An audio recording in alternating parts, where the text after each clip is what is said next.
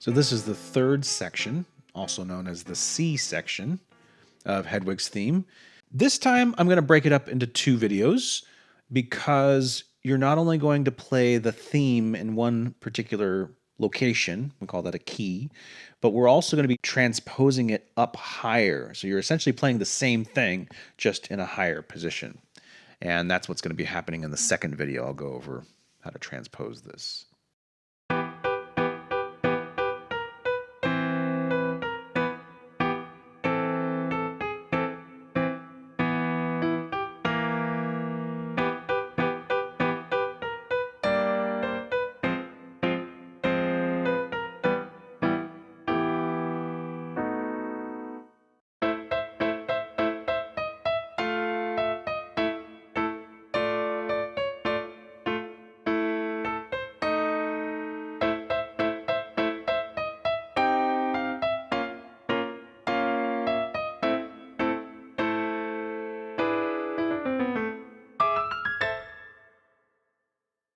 Some of the key elements that we had in previous sections are going to be in this one as well, but I just want to point out that everything is lower. So most of what I taught for the first and second sections was up here.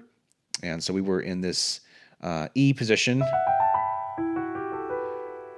We're going to be moving everything down an octave. And I just want to speak to that for a second, that you can actually play the melody from the first and second section down an octave. And in fact, in the soundtrack for the movie, there are renditions of this that are both higher and lower. So you'll hear sometimes it's played up higher, especially when you hear it played by the kind of bells celesta instrument. But you'll also hear it lower, played by the strings. So it's totally legitimate for you to play it up here or an octave lower. And sometimes what I'll do is I'll repeat sections and just do one higher and then repeat it down lower. So those are some different ways that you can play it. But we're going to be down lower for this section. It typically sounds better in this position. So think of your position again on E, 5 fingers over 5 notes. I've got this F sharp again, but we're not really going to be using that very much. We start from the E position, and then we're going to be moving up into this G position. And in fact, your left hand is again going to be playing that G minor chord that you had before, and the F minor chord that you had before, and then the E minor chord with the note in the middle as well. So we have lots of things reappearing in this section in sort of a different manner. Let's just go over the right hand. Even though I'm going to be playing the top two notes of this E minor chord, so I'm going to leave off that bottom note, naturally my 5 finger and my 3 finger fall on those notes, but because I'm going to be moving up to this C, I'm going to go ahead and slide my hand up, and I'm going to have finger 2 on the G. We did this in the second section as well, so it's going to be familiar to you. This time, though, instead of playing these notes individually, like a melody, we're actually be playing them together. It's called a third when you play them together like that. And it's just like a little mini chord, right? 2 notes instead of 3. So there's that chord, and then there's also this curve shape that we've seen earlier in the song as well. So these 3 notes, the B flat or A sharp, the B, and the C, form this little curve. And we're going to be going both up that curve and back down that curve as part of the melody. So you start from your 2-note chord, and then from here, if you put your middle finger on the A sharp, B flat, you can just walk up fingers 3, 4, and 5. And then you come right back down from the C, down to the B, down to the A sharp. And then what's going to happen is we're going to come back to those same 2 notes that we started with, only instead of playing them together as a chord, we're going to start from the top note and go back down to the G.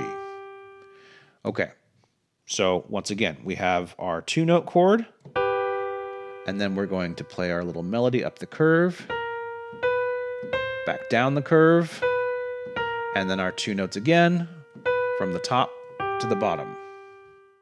This doesn't sound exactly like the melody. It's because I'm leaving out some repetition. This chord at the beginning is actually going to get played 6 times. 1, 2, 3, 4, 5, 6, and then we come in with our curve.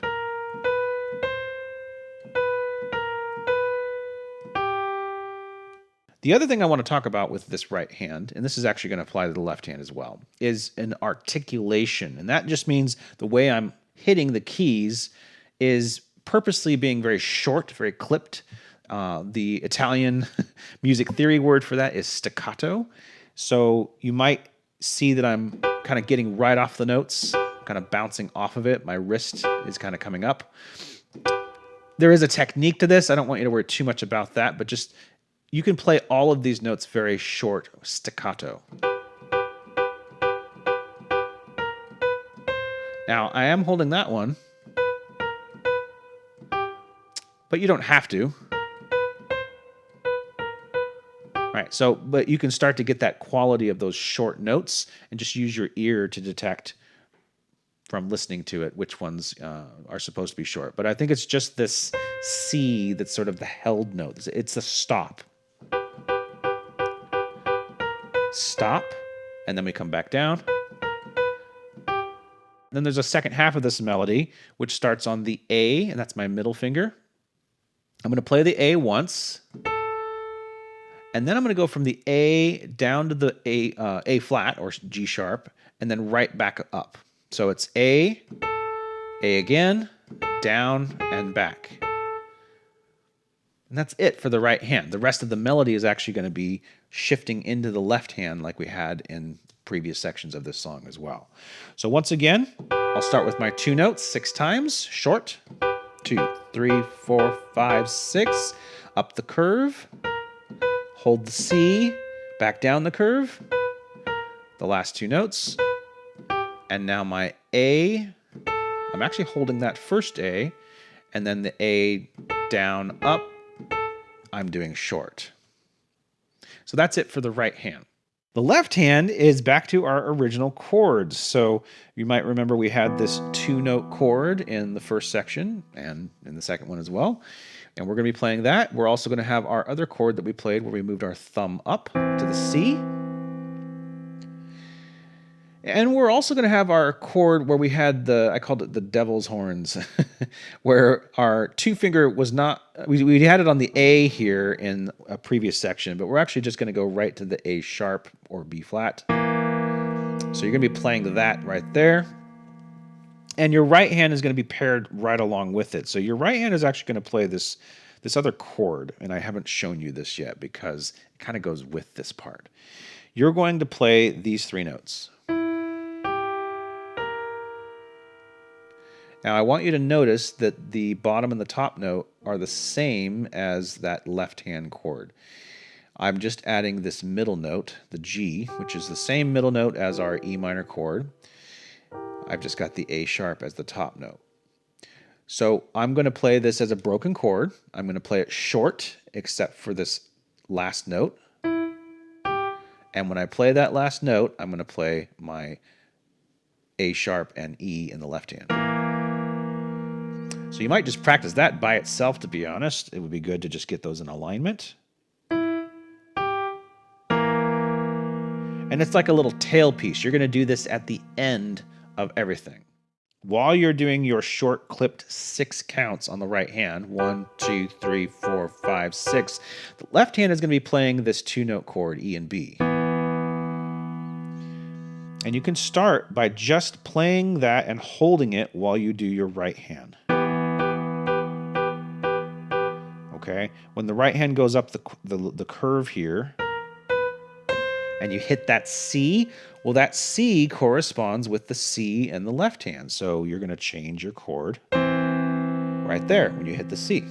Okay, so one more time. I'm going to just hold this chord and change on the C. I'm going to go back down the curve. And when I hit that B again, left hand changes back to the B with it. So you can kind of see that thumb in the left hand is sort of locked into some of the same notes that the right hand is playing. Together, 3, 4, 5, 6, up the curve. Top note C is together, coming back down the curve. And as I play my B, I'm back down to B in my left hand. Okay, here's the tricky part. As I play the A, I'm going to move my thumb back up to C. And here, the left hand takes the melody. The melody note is actually my thumb, the C. And I'm going to replay this and come back down to B. So we're together there.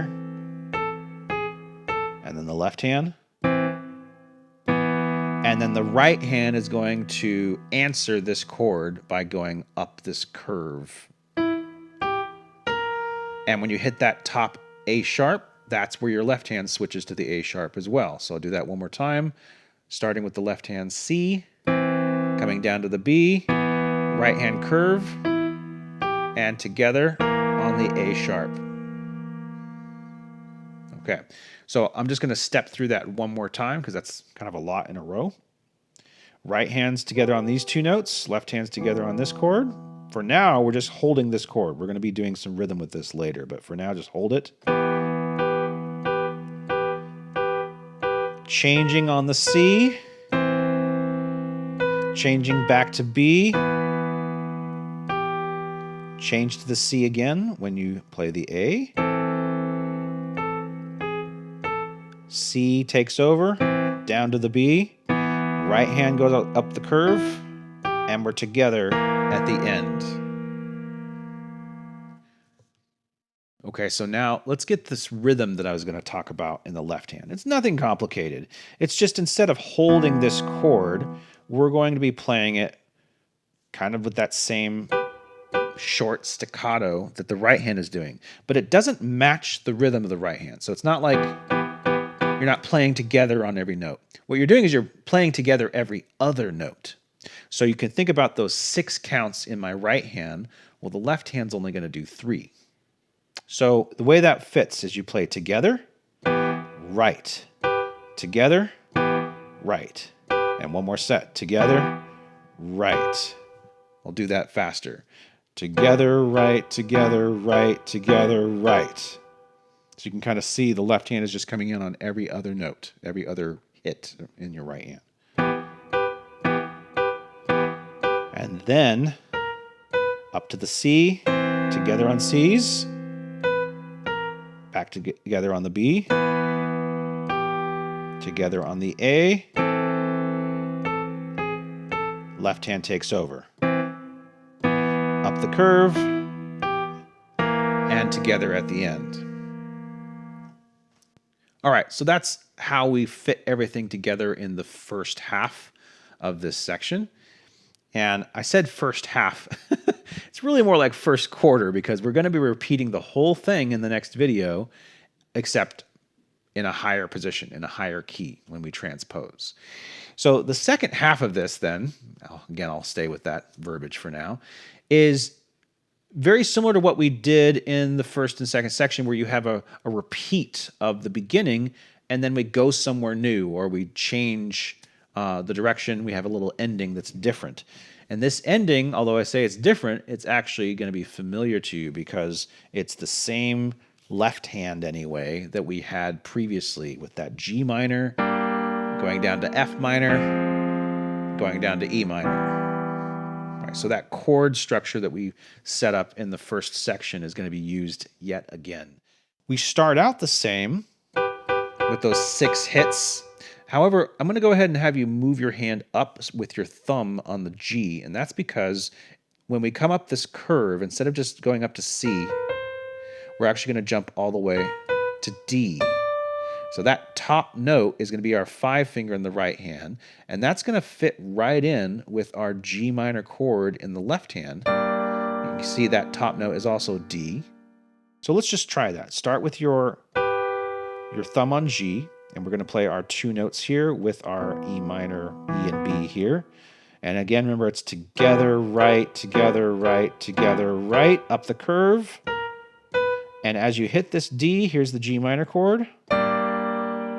What I'm going to have you do for now is just step down. So as your left hand comes down to the F minor, bring your right hand down to the next key, the C. So the C is the top note of your F minor chord. Let's play that again. And then again, we're going to step down. So this time the left hand goes down to E minor, and the right hand comes down to B. So it's just another step. So let's do that again. Starting with our 6 hits.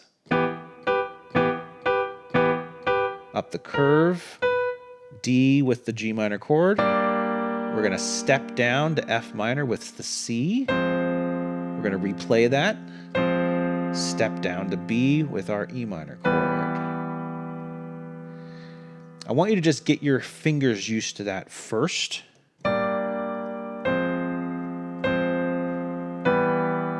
And you might just practice that along with your 6 hits. Get the first half of this and then move into that and practice that.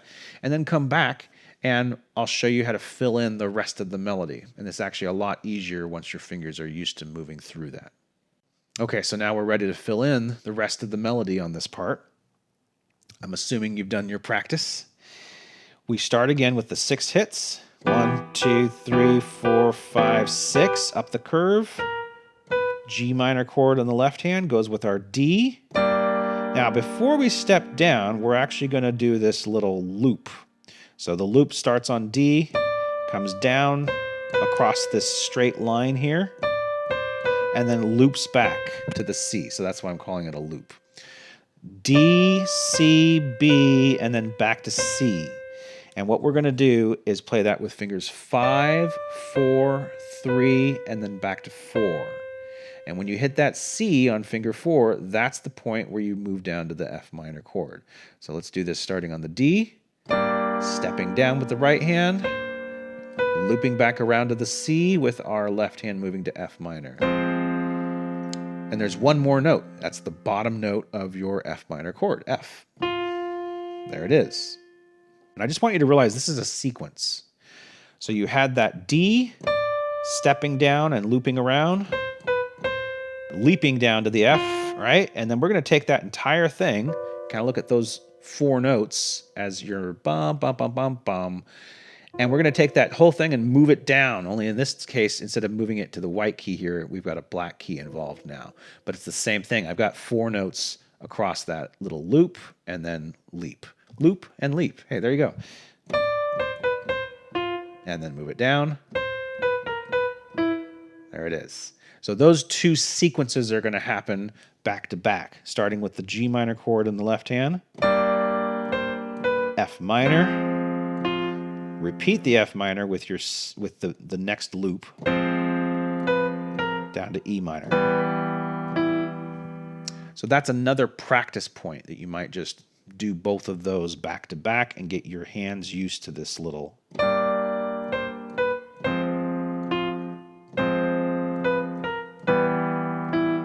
just getting used to how they fit together.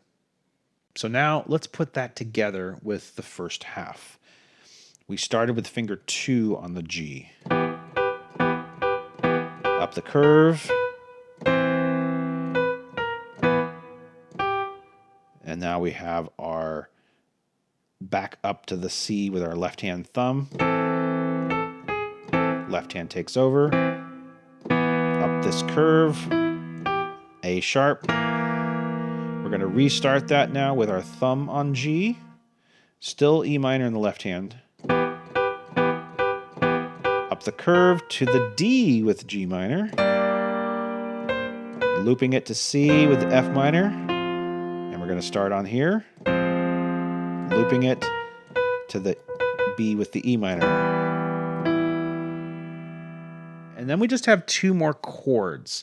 These chords are going to happen with the hands together in both. So your right hand plays fingers 1 and 3 on E and G. And we're going to take both of those notes and just move them a half step down to the 2 black keys. So if you can just see that parallel movement. Right now I'm playing it with both hands, 2 fingers. What you're going to do is play that with fingers 1 and 3. And you can either just slide them down and use the same fingers, or I like to switch to finger 2 on that black key. All right, so that's the right hand last two chords. Left hand is going to play your old familiar friend, the E and the B. And as you move down to the two black keys in the right hand, left hand is just going to add this A with your B next to it. Right hand shifting in, left hand shifting up. And that is the end of our first key. In the next video, we're going to take this entire thing and move it up higher, but all the patterns will stay the same. And that's called transposing. Coming up next.